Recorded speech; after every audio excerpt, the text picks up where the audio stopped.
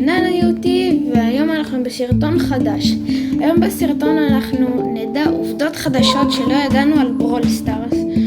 טוב, עובדה ראשונה. במקום שלי בגרסאות הראשונות לפני שיצא ברול סטארס, סופרסל חשבו שצריך, הם רצו לשים את הדמות הראשונה, את רפס, במקום שלי. אז אחר כך סופרסל החליטו שזה לא טוב. העובדה הבאה, ככה, לשלי פעם רצו שיהיה לה עוזרת קטנה לפני שיצא ברול סטארס, עוזרת קטנה תרנגולת כזאת כמו שיש בגאדג'ט של טרה.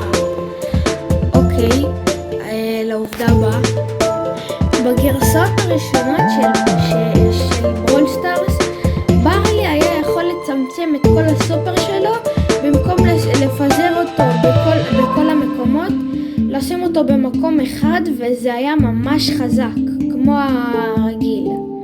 לעובדה הבאה, אוקיי, העובדה הבאה היא על אל פרימו, ובגרסאות הראשונות של ברול סטארס, אל פרימו הוא היה עם ממש קצת חיים, והחיים שלו היו 1495 חיים. אני יודע, זה ממש קצת, זה אפילו לא מתקרב לחיים שיש לו היום.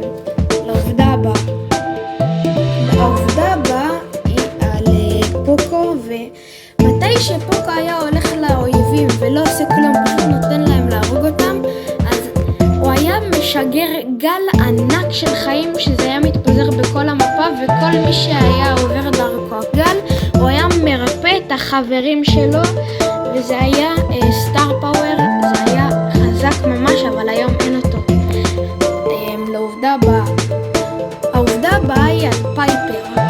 בגרסאות הראשונות של ברול סטארס, אז הפרופיל שלה היה, מתי שיצא למשחק, הפרופיל שלה היה בלי שיניים, ומתי שהיה סוף עונה,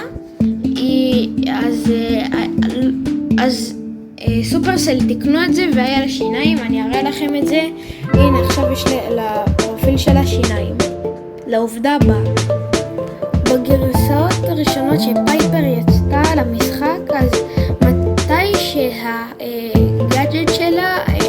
שהגאדג'ט של ההרחקה של השחקן, מתי שהייתם לוחצים אותו, אפשר ממש לראות בקטן שהיא מוציאה אקדח קטן מהכיס ויכולה לראות. היא יוצאה את האקדח הזה, וראו גם שהיד שלה כזה עפה באוויר. ראיתם את זה? זה בטוח. לעובדה הבאה, העובדה הבאה היא לא על שום בראולר, זה היה על המועדון שלי. תכירו, זה המועדון שלי, ועל סוף החודש אנחנו רוצים, אני והקופיף שלי, להגיע ל10 חברי מועדון,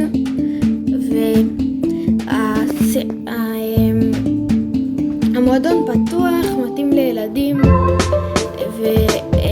ואם דרושים זה 10,000. אז יאללה, אני מחכה עליכם פה, שיהיה לכם יום של בננה.